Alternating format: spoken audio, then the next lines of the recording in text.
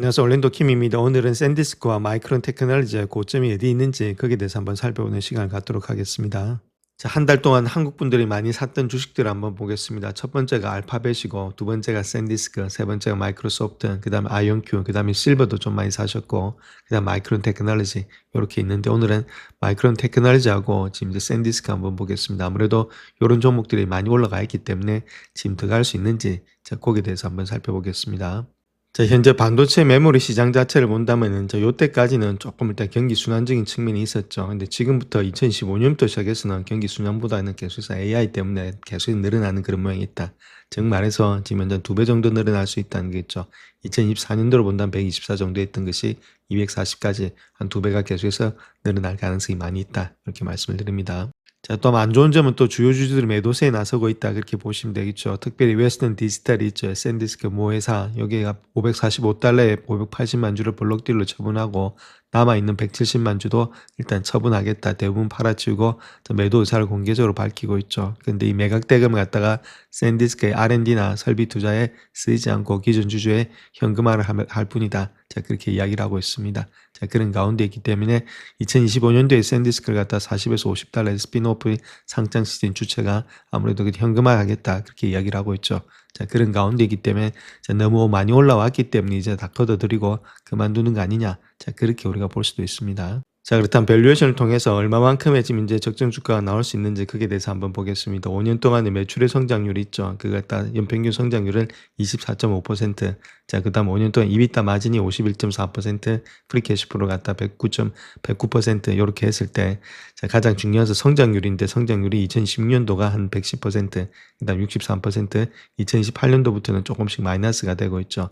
자, 마이너스 2%, 7%, 4% 했을 때, 자, 페어밸류 본다면 656불 정도는 주지 않겠는가. 자, 그렇게 볼 수가 있겠죠. 자, 그 정도로 일단은 현재 DCF 모형에서는 그렇게 보여주고 있고, 가장 낮게, 일단 할인율 가장 낮게, 좀 높게 했을 때는 지금 이제 608불까지도 볼 수 있다. 이렇게 보시면 되겠죠. 그 다음에 가장 높게 했을 때는 705불까지 본다. 그래서 평균적으로 봤을 때 한 656불 정도가 되지 않겠나. 그렇게 보여지고 있습니다. 자, EV/EBITDA로 봤을 때 샌디스크 같은 경우에는 한 63배수 정도를 줄 수 있다. 이렇게 보면 되겠죠. 그래서 이걸 통해서 페이밸류는 한 517불 정도가 되지 않겠는가. 자, 그렇게도 볼 수가 있겠습니다. 자, 다음 P 멀티플이 있죠. 이걸 또 포홀드 기준으로 봤을 때는 지금 이제 543불 정도 나온다. 페어 밸류가 그렇게 말하고 있죠. 그래서 2년치에 지금 이제 P 레이쇼를 봤을 때 한 6.8배수, 그 다음 1년치는 14배수 정도 곱해줄 수 있고, 그 다음 3년치는 한 8.2배수까지 될 수 있다. 그래서 6.8배수를 지금 이제 근거로 해서 이 정도가 나오지 않겠는가 2년치. 자, 그렇게 이야기를 하고 있습니다. 자, 그 다음 또 다른 동료들의 P 멀티플이 어떻게 되고 있는지 그거 한번 보겠습니다. 뭐 샌디스크, 웨스턴 디지털, 마이크론 테크놀로지, 델도 있고 이렇게 브로드컴도 있고 했는데 이렇게 보시게 되면 가장 안 좋은 게 델이 한 11배수 정도 받고 있다가 못해도 우리가 한 10배수 정도는 받을 수 있지 않겠는가. 자, 그렇게 볼 수 있겠죠. 뭐 많으면은 11배수까지도 줄 수 있다. 이렇게 말씀을 드립니다. 자, 그래서 낙관적으로 본다면 지금 이제 80.90 정도 되고 있죠. EPS 자체가. 자, 그렇다면 여기다가 적어도 일단은 11배수라든지 뭐 10배수 정도는 받지 않겠는가. 그렇게 볼 수 있겠죠. 그래서 적어도 뭐 10배수만 준다 하더라도 800불 이상 가는 거 아니냐. 자, 그렇게 볼 수 있다는 거겠죠. 자, 그런 가운데 있기 때문에 이렇게 보시면은 좀 낙관적으로 전망해 보면은 이 정도까지도 받을 수가 있다. 이렇게 말씀드립니다. 자, 그래서 샌디스크의 밸류에이션을 봤죠. 여러 가지 모습 속에서 낙관적으로도 보고 보수적으로 보고 이렇게 했는데, 자, 결론적으로 봐서 주가는 계속해서 달리고 있다는 겁니다. 그래서 이렇게 달리고 있을 때 추세가 계속해서 가고 있죠. 추세가 가고 있을 때는 뭐 부분 익절은 할 수 있겠지만 전량 매도는 할 필요가 없다는 겁니다. 그래서 이런 추세가 이탈할 때 있죠. 이탈할 때 가다가 이 추세가 이탈할 때, 자, 그럴 때가 조금 매도 시점이지, 그렇지 않을 때는 아직까지는 들고 갈 때다. 이렇게 보시면 됩니다. 전반적으로 들고 가고 자기가 어느 정도 일단은 지금 많다. 그렇게 아니면 조금 더 내려올 때, 저 고를 때 부분 익절은 되겠지만 이게 전량 매도를 할 필요는 없겠죠. 그래서 추세가 달리고 있을 때는 계속해서 들고 가시다가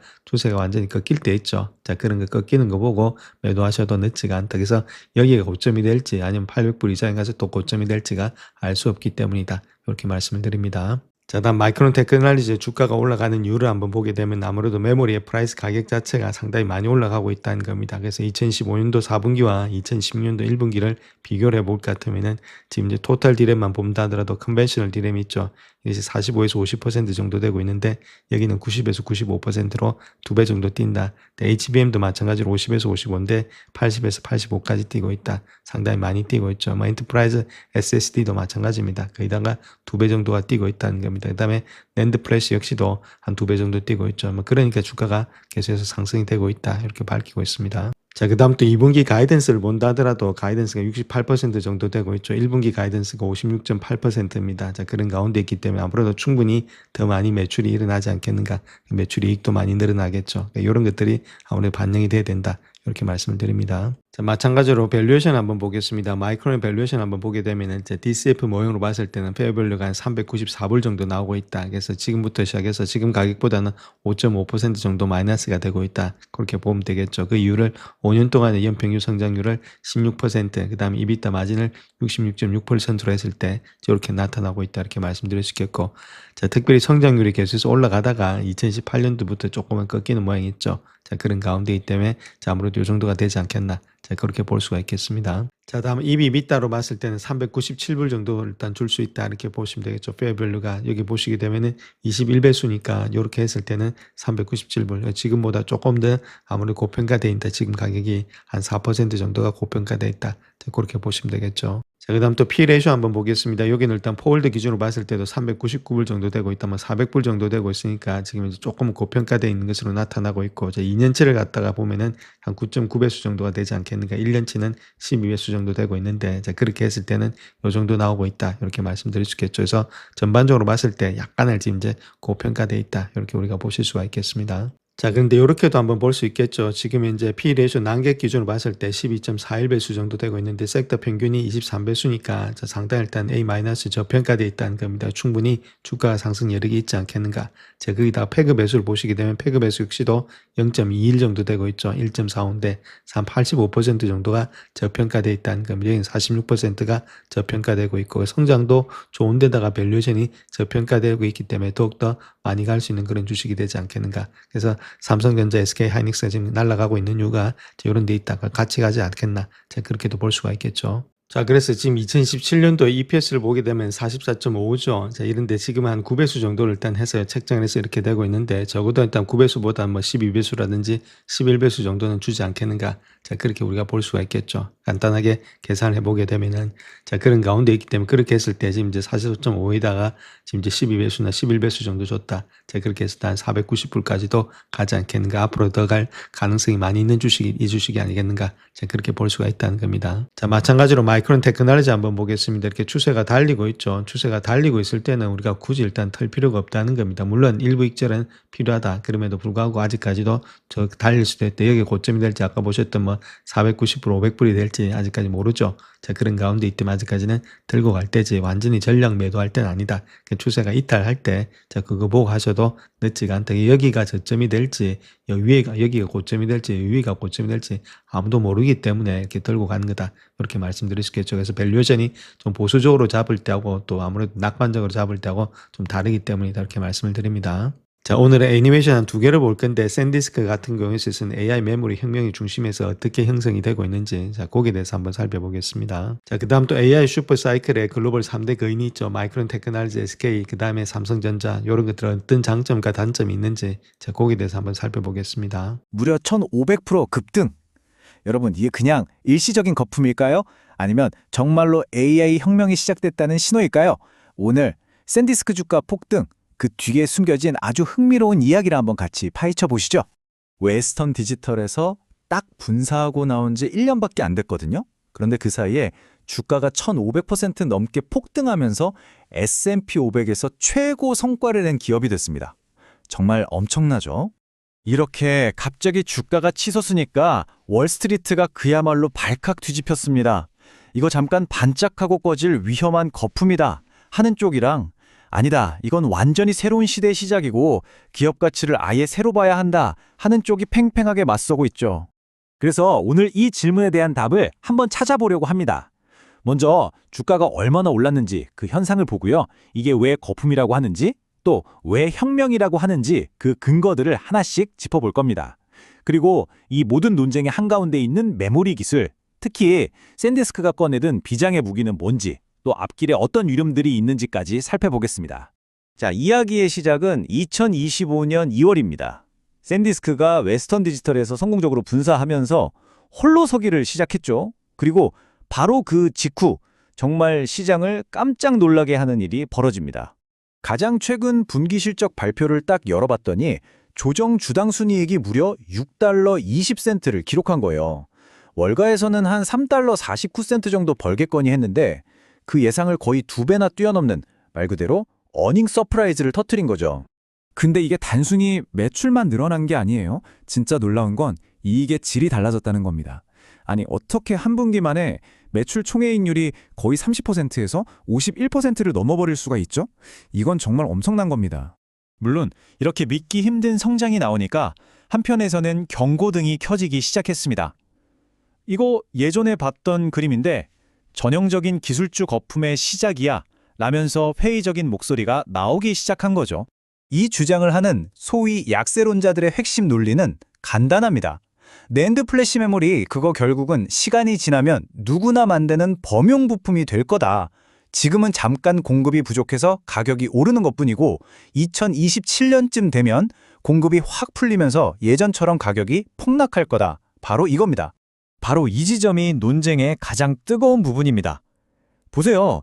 좀 보수적인 모델로 계산하면 지금 주가가 137%나 고평가됐다고 나오는데 또 다른 모델로 보면 앞으로 더 오를 길이 한참 남았다고 나오는 거예요. 같은 회사를 두고 이렇게까지 분석이 극과 극으로 갈리는 상황인 거죠. 그렇다면 반대편, 그러니까 주가가 더 오를 거라고 보는 사람들은 무슨 얘기를 할까요? 이들은 지금 상황이 그냥 잠깐 반짝하는 게 아니라 사일런트 스퀴즈라고 불릴 만한 산업 전체의 판이 바뀌는 거대한 변화라고 주장합니다. 그 변화의 중심에는 바로 AI가 있습니다. AI 데이터 센터가 HBM, 즉 고대역 폭 메모리라는 걸 어마어마하게 필요로 하거든요. 근데 이 HBM이 만들기가 너무 까다롭고 돈이 되니까 제조사들이 원래 만들던 낸드 플래시 생산 라인을 줄이고 HBM 라인으로 바꾸고 있는 겁니다. 그 결과 스마트폰이나 노트북에 들어가는 일반 낸드 플래시는 공급이 부족해지는 현상이 벌어지는 거죠. 그리고 이 공급 부족이 가격에 미치는 영향은 정말 엄청납니다.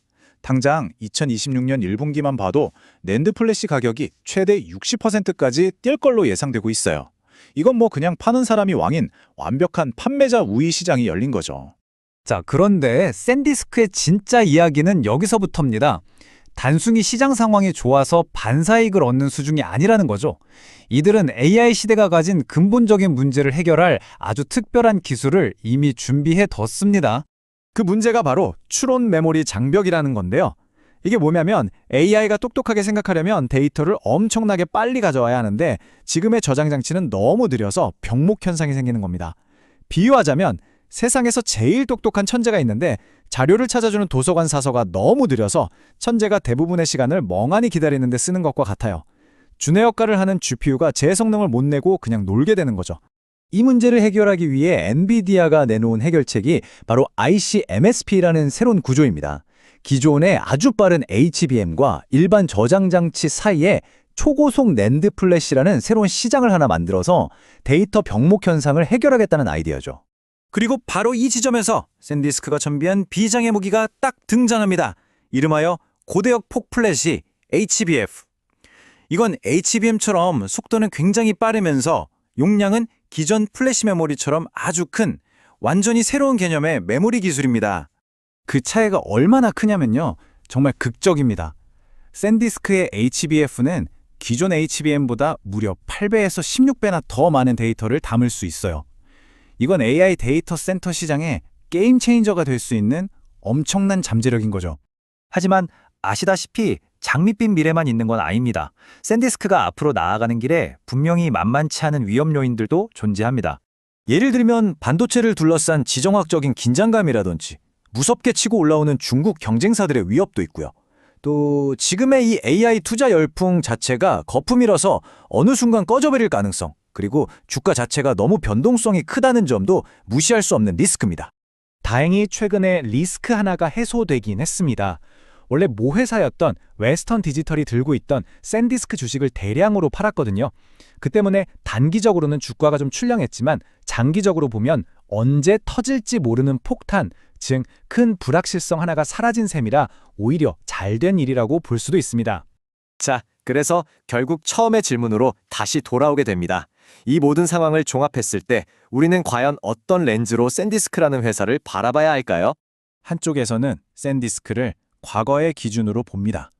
좋아졌다가 나빠졌다가를 반복하는 그냥 주기적인 상품, 시장의 일부일 뿐이라고 보는 거죠. 반면 다른 쪽에서는 샌디스크를 AI 혁명을 떠받치는 핵심 인프라 기업으로 봅니다. 완전히 새로운 시장을 개척하는 회사라는 거죠. 어떤 관점으로 보느냐에 따라 이 회사의 가치는 하늘과 땅 차이가 됩니다. 결국 약세론자들은 과거의 경험이라는 낡은 지도를 보고 있는 거고요. 반면에 강세론자들은 AI가 완전히 새로운 대륙을 만들었다. 그러니까 새 지도가 필요하다고 말하는 겁니다. 자, 여기서 정말 중요한 질문이 남습니다. 미래를 예측하는데 과연 어떤 지도가 맞는 걸까요? 인공지능 칩 전쟁, 그 한복판에는 사실 눈에 잘 보이지 않는 진짜 싸움이 있습니다. 바로 메모리죠. 엔비디아 GPU가 아무리 빨라도요, 데이터를 제때 못 받으면 그냥 비싼 쇳덩거리거든요. 자, 그래서 오늘 이 자료 분석에서는 모두가 SK하이닉스와 삼성전자를 외칠 때 조용히 이 판을 뒤흔들고 있는 미국의 숨은 강자, 마이크론 테크놀로지를 아주 깊숙이 들여다보겠습니다.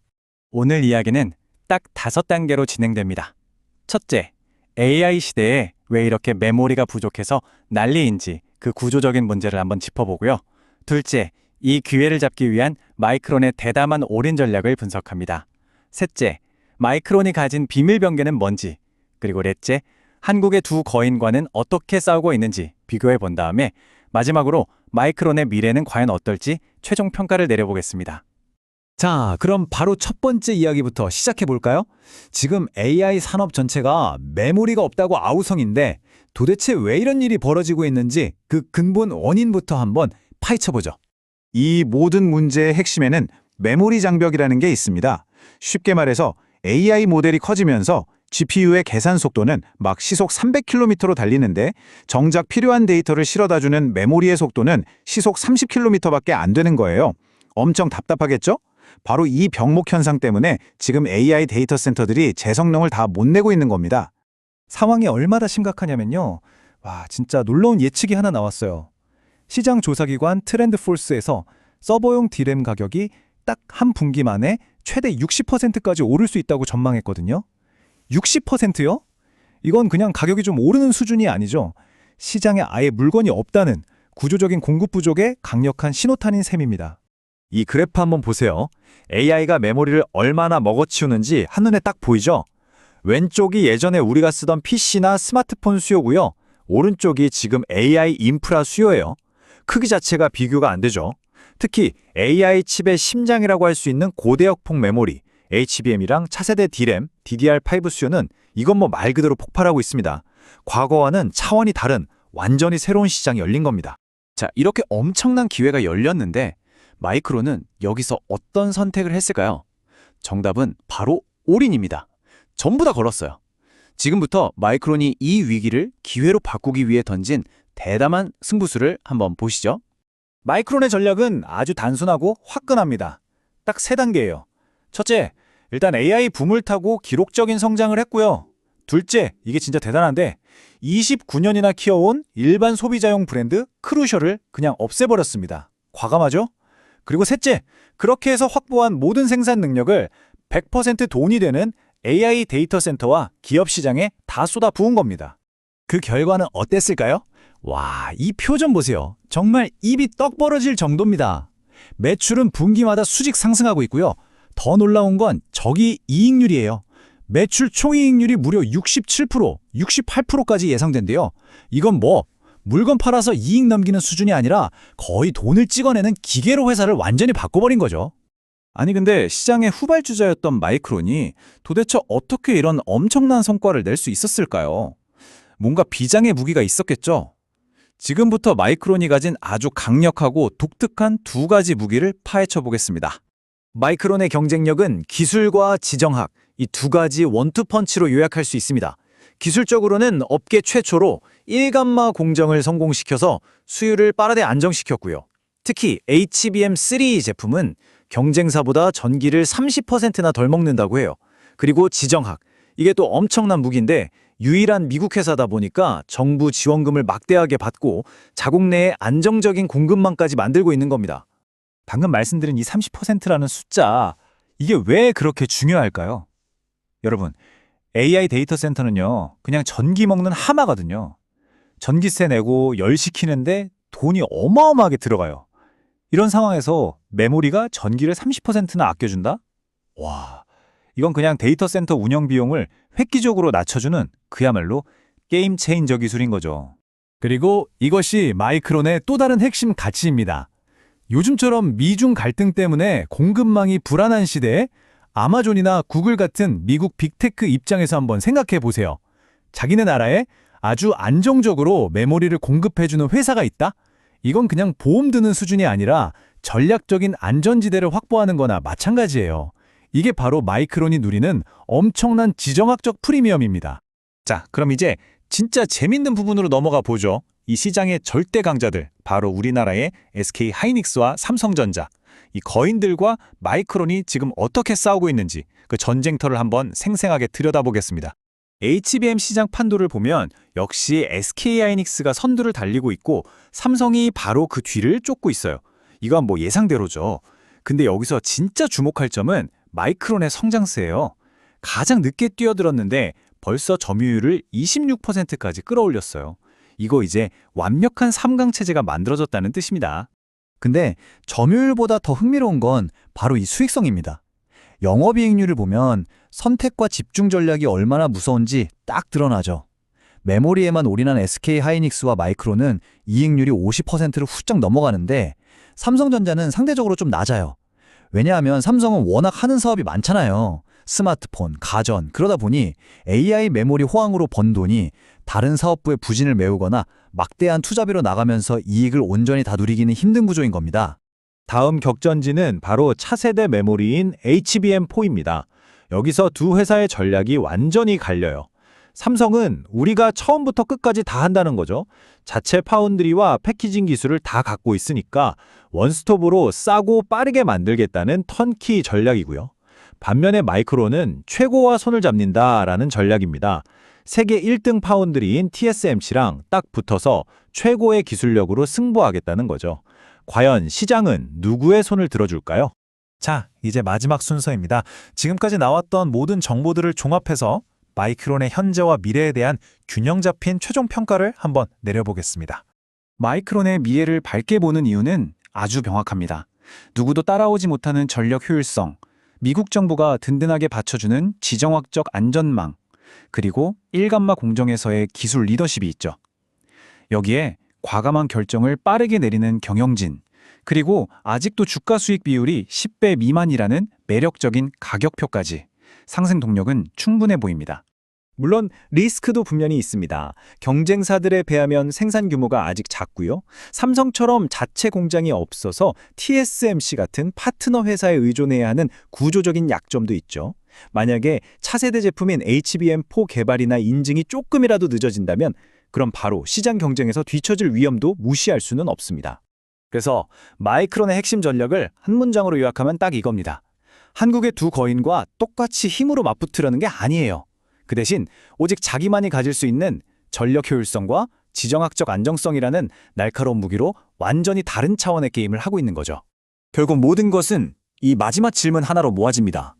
앞으로 다가올 HBM4 시대의 진정한 승부처에서 마이크론의 독보적인 효율과 안정성이라는 창은 과연 SK 하이닉스와 삼성전자의 막대한 생산 규모라는 방패를 뚫을 수 있을까요? AI 메모리 전쟁의 다음 챕터는 바로 이 질문에 대한 답을 찾아가는 과정이 될 겁니다. 영상을 끝까지 시청해 주셔서 감사합니다. 영상이 도움이 되셨다면 구독과 좋아요 부탁드립니다. 감사합니다.